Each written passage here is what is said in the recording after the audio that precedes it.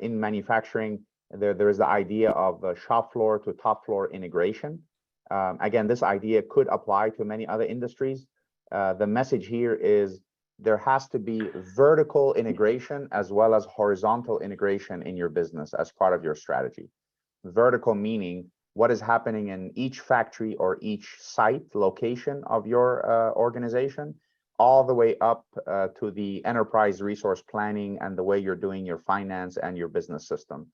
So Industry 4.0, is an initiative and a mindset that tries to close the gap between these different layers. And in some organizations, there are missing layers. In some organizations, there's only an ERP system that doesn't have visibility to anything happening underneath it.